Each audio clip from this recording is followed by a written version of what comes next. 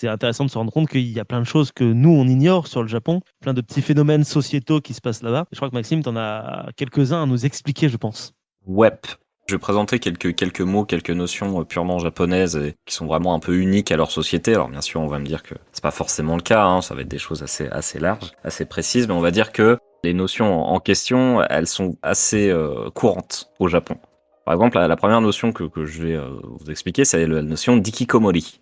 Donc Ouais. ikikomori, alors déjà le dire c'est compliqué, mais qu'est-ce que c'est? Alors en fait, il s'agit de toute une branche de la population nippone qui est d'ailleurs en augmentation ces dernières années, de personnes, alors surtout des hommes mais pas que, qui globalement ne sortent pas de chez eux.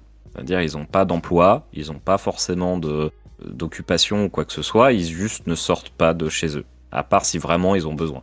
Donc c'est des Ok. personnes qui ne font pas forcément le ménage, qui vivent souvent dans des conditions à moitié insalubres, et tout simplement parce qu'ils ressentent un énorme malaise social qui sont liés à pas mal de facteurs très nippons. Les facteurs en question, ça a souvent on va dire des traumatismes liés à l'école, parce que vous savez qu'il y a énormément de harcèlement scolaire au Japon. Lié à ça, il y a également une énorme pression scolaire. Ça veut dire qu'en fait, les parents vont mettre une énorme pression histoire que l'enfant réussisse ses examens, etc. Et certains font un burn-out, alors même qu'ils n'ont pas forcément 18 ans. Et du coup, à partir de ce moment-là, vont s'enfermer en fait, donc dans les jeux vidéo, dans les animés, dans ce genre de choses, et tout bonnement rester chez eux. Il y a également l'aspect, on va dire, de l'enfant un petit peu roi, on va dire, parce qu'il faut savoir que comme la démographie nippone est très en berne ces derniers temps, c'est souvent des enfants uniques et du coup vont être vraiment l'enfant gâté, quoi. Et ce qui veut dire que du coup on lui laisse tout passer, y compris le fait de j'ai pas envie d'aller à l'école, bon ok d'accord, il y a pas de souci. Et ce qui fait que du coup en l'absence de coups de pied dans le cul, en fait ils restent juste chez eux. Donc c'est un souci qui vraiment se développe, hein. Comme je disais, il n'y a pas que des hommes, il y a aussi pas mal de femmes, et de plus en plus justement des gens qui sont tellement socialement pas bien dans leur peau, etc. Ils ont tellement du mal à communiquer avec les autres et à comprendre le monde dans lequel ils sont, qui préfèrent juste rester chez eux parce que le dehors en fait les terrifie globalement. Alors bien sûr, il y a plein d'autres raisons et des choses plus particulières, mais voilà, c'est un truc qui est très japonais et comme je disais, leur nombre est pas nécessairement si petit que ça, quoi. On peut vraiment parler d'un phénomène à ce niveau-là, et c'est pas juste comme nous où des fois on va se commander à bouffer parce on a la flemme de sortir faire les courses. Non, là on parle vraiment de gens qui sortent pas pendant des mois. Et voilà. Je sais pas si vous en aviez entendu parler ou pas. Alors, je crois que j'en avais déjà entendu parler, mais je connaissais pas le terme du tout. Et je sais pas quoi penser de tout ça en réalité. Trop. C'est un phénomène de société, hein. Comme a dit Maxime, c'est quelque chose qui est quand même un peu propre. La notion même, le Ouais. nom, etc. Du Japon. J'avais déjà entendu personnellement, ouais, ça j'avais déjà vu aussi pas des documentaires, mais des photos, enfin Ouais. des ressources sur le sujet en question. Après, c'est quelque chose. Enfin, c'est dans un peu de peine, mais Ouais, ça me fait de la peine un peu en ouais. fait, c'est ça le truc. En même temps, derrière, il y a des raisons aussi, hein. Bah oui, C'est ça, il y a j'imagine. des C'est ça, en explications. fait, c'est le plus triste dans l'histoire, c'est qu'en fait la société nippone est tellement ancrée dans ces moules, on va dire à l'ancienne, c'est-à-dire faut aller dans des bonnes universités, faut faire tel truc, que tous ceux qui rentrent pas dans les moules ont tendance à en être exclus en fait de cette société. Et puis on va dire le Japon a pas forcément à cœur justement de laisser des personnes différentes ou avec des avis différents ou avec des difficultés particulières, hein, que ce soit des handicapés ou autres, ils ont pas forcément à cœur de les intégrer. Justement, ils ont tendance à plutôt essayer de les oublier, tu vois, les cacher sous le tapis en disant non mais si on a l'impression qu'ils existent pas, ils existent pas. Ouais. Ouais. Toi, tu connaissais, Nico, ce terme-là? Ouais, j'en avais entendu parler, pareil. Mais enfin, c'est vrai que c'est dur d'avoir un avis vu que c'est pas notre Ah, c'est société. pas notre C'est société. vraiment hyper spécifique. Et en fait, Maxime, ça me fait penser à un truc, ce que tu as dit par rapport aux personnes qui n'ont pas leur place dans leur société et qui, du coup, vivent un peu cachées, dissimulées. C'est le cas quand tu vois, par exemple, des sans-abri au Japon. En fait, clairement, ils se cachent. C'est pas comme chez nous, où souvent tu les vois dans des grandes artères de rue assez fréquentées, ou qui demandent de l'argent près des restaurants ou des magasins. Là, il faut vraiment chercher pour en trouver. Et c'est des gens qui se cachent, en fait, tellement c'est la honte, en fait, d'être sans-abri. Alors pour les sans-abri, c'est encore un peu plus compliqué parce qu'il y a effectivement des gens qui sont dans la mouise à cause d'eux. T'as d'autres types de SDF, ça veut dire des gens qui travaillent mais qui du coup vont aller dormir dans des cafés internet par exemple parce que ils ont pas les moyens de payer un loyer. Donc du coup c'est des gens qui travaillent mais qui restent sans abri. Et il y a des troisième on va dire catégorie de personnes, ça va être des gens qui ont des dettes. Et il faut savoir qu'au Japon, si jamais t'as des dettes mais que, on va dire, tu disparais de la société pendant 20 ans, en fait, ta dette, elle est effacée. Ah ouais? Ouais. Ce qui fait qu'en fait, il y a beaucoup de SDF où c'est genre, ils ont trop de dettes et du coup, ils disent, bon, bah, nique sa mère, je vais me cacher quelque part. Et puis, en fait, tant qu'ils me retrouvent pas, en fait, j'ai rien à payer. Puis, au bout d'un moment, au bout de 20 ans, tu peux revenir à ta vie tranquillou et ta dette est effacée. C'est horrible. Voilà. Mais il faut savoir, effectivement, par contre, les Japonais ne font pas la manche. En tout cas, c'est très rare. Ça peut arriver, hein, mais c'est très rare. Et en fait, ils ont tendance plus à travailler, entre guillemets, pour du coup se payer des trucs. Et en fait, par exemple, on va voir des SDF, en fait, ramasser des ordures, genre des canettes, des choses comme ça, les ramener, si vous voulez, dans une déchetterie. Et en fait, dans la déchetterie, ils vont lui donner quelques yens au kilo, quoi, de ce qu'il ramasse. Ok. Ok.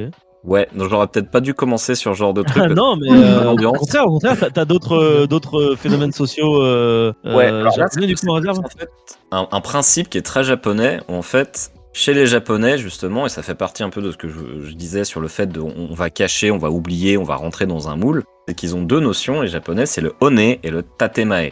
Donc, en fait, c'est des espèces de masques, globalement, que les Japonais vont se mettre, et je parle pas de masques littéraux, mais de masques métaphoriques, hein, évidemment, où en fait, globalement, ils ont différents modes de pensée. Donc le tatemae, c'est la personne que tu vas être socialement, c'est-à-dire la personne de l'extérieur, globalement, et ça va être ton toi poli. C'est-à-dire le japonais qui dit jamais non. Ça veut dire le japonais qui dit « Ah non, mais il n'y a pas de souci ». Le japonais qui est toujours serviable, toujours gentil, que dès que son patron demande de faire des heures sup, il va dire « Ah oui, il n'y a pas de problème, vous inquiétez pas, je suis à fond, etc. » Et le deuxième mode qu'ils ont, c'est le honnet, qui en fait, là, c'est son vrai lui, etc. Et c'est son vrai, ce qu'il pense vraiment. Ça veut dire, c'est globalement, c'est là où ils vont dire, et c'est souvent aux amis proches ou à la famille, où ils vont dire, putain, lui il me casse les couilles, là c'est pas normal, putain, franchement, j'en ai marre de ce boulot de merde. Mais globalement, ils ont vraiment deux modes de pensée très distincts, contrairement du coup en Occident, où genre, nous, quand on a quelque chose à dire à ses potes, on va le dire, on se pose pas plus la question que ça. Quand quelque chose est pas possible, on va le dire, on se pose pas plus de questions que ça. Mais eux, ils ont vraiment ces deux choses, leur moi, on va dire, de convenance, entre guillemets, et leur moi, on va dire, intérieur. Et du coup, c'est assez passionnant justement de se dire à quel point la société est différente à ce niveau-là, juste à cause de ça, juste parce que globalement, ils peuvent pas être eux-mêmes, entre guillemets. Ouais, ils ont pas le droit, en fait. Pour eux, c'est pas bien de dire ce qu'on pense. Ok, putain, la vache. En fait, c'est parce que nous, au final, on a un peu le même. Enfin, je vais faire une citation de Shakespeare qui a été usée et surusée, mais on porte tous des masques et le monde est une scène. Mais au final, nous, on fait pareil, mais là, ça a l'air d'être tellement plus En exacerbé. fait, c'est surtout que Et nous, c'est on flippant, le fait quoi. uniquement dans le travail. Eux, c'est vraiment dans la vie de tous les jours. C'est si t'es pas un ami hyper proche, jamais ils vont te dire quelque chose. D'ailleurs, pour dire, en fait, les Japonais vont jamais dire non. Par exemple, si tu vas dans un magasin et tu veux dire, ah, est-ce qu'on peut faire ça? Ils vont jamais te dire non. Ouais. Ils vont dire, ah, c'est difficile, je sais pas, faudrait voir, etc. Mais en fait, le non pour les Japonais, c'est très mal poli. D'accord. En fait, c'est pour ça moi je sais comment le dire, mais c'est très mal poli de dire non en japonais. C'est-à-dire, par exemple, si jamais un gars te demande vous êtes américain, faut jamais lui dire non. Faut dire non, mais vous vous trompez. Enfin, faut lui dire vous vous trompez globalement. Mais jamais Ok. non, tu vois. Ça, c'est Ah, la trop vache. définitif pour eux. Bah, c'est ouf. Et du coup, Raph et Nico, vous connaissiez un peu ça aussi ou Les masques sociaux, ouais, c'est Ouais. Oui, c'est pareil, c'est c'est quelque très, chose très qui est. spécifique. C'est quelque chose qu'on a nous aussi. Oui, c'est hein. ce que je disais, on Mais l'a noté, mais c'est- ça a l'air d'être vraiment mais plus c'est plus. pas quoi. voilà, c'est pas au même niveau. Parce que il y a encore, comme disait Maxime tout à l'heure, le fait que il y a le poids de la société et la version de vivre ainsi. Ouais. Il y a un chemin tracé. Pour réussir, tu dois travailler. C'est presque même à l'excès. Parce que du coup, Ouais. comme tu dois travailler, si on te surprend en train de dormir, par exemple, quand tu travailles, c'est bon signe. Parce que ça veut dire Alors que tu es ça, par fatigué contre, de ça ton a travail. été vraiment... Enfin, c'est une légende urbaine apparemment. Hein. Ah ouais? Parce que Ouais, j'avais vu un c'est que reportage globalement, sur si ça il y tu a pas dors au longtemps. boulot, en fait, ils vont te virer, quoi, parce que dormir au boulot, c'est pas bien. Parce qu'ils avaient fait un reportage dans une entreprise japonaise qui avait justement un patron qui montrait ça et qui disait que c'est pas grave si ses employés ils prenaient une sieste parce que c'était bénéfique de toute façon dans la journée. Comme de toute façon c'est souvent le cas quand tu fais une sieste, hein, Apparemment, ça c'est reste très rare, bénéfique. en fait. D'accord. Alors, Donc c'est les c'est vraies un cliché. entreprises, les bonnes entreprises, elles font pas ça, quoi. Ça, je Ça veut savais dire pas. Ok. c'est pas si courant que ça, on va dire. Et toi, Nico, tu l'as ressenti quand tu étais au Japon, ce principe de masques sociaux, un peu? Ouais, ouais, de ouf. Bah, en fait, Ouais, tu du le coup. ressens d'autant plus quand t'es étranger parce que t'es vraiment pas habitué, donc tu te le prends de plein fouet. En fait, je sais plus qui disait ça, je sais plus si j'avais lu dans une vidéo, enfin vu dans une vidéo ou quoi, mais où en tant qu'occidentaux, souvent t'as l'impression que justement, en fait, au Japon, ils sont pas francs, ils ont l'air un peu faux, alors que c'est juste en fait ce qu'expliquait Maxime, c'est leur manière d'être. C'est juste qu'on n'est pas habitué. C'est vrai que c'est un peu bizarre de se dire que globalement, constamment, quand tu parles à quelqu'un, ils sont faux.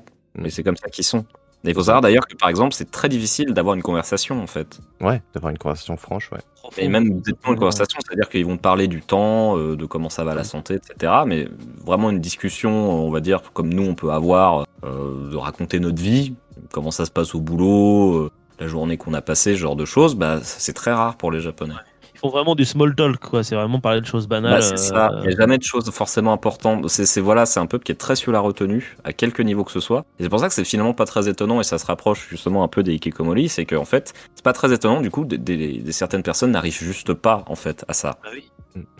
Et du coup, qu'ils s'en soient exclus. Toutes les personnes qui peuvent pas s'empêcher d'être, qui souffrent du fait de pas pouvoir être eux-mêmes en société, tu m'étonnes qu'ils aient pas envie de sortir et qu'au final ils peuvent être bien que chez eux, là où ils peuvent être eux-mêmes, Ouais. quoi.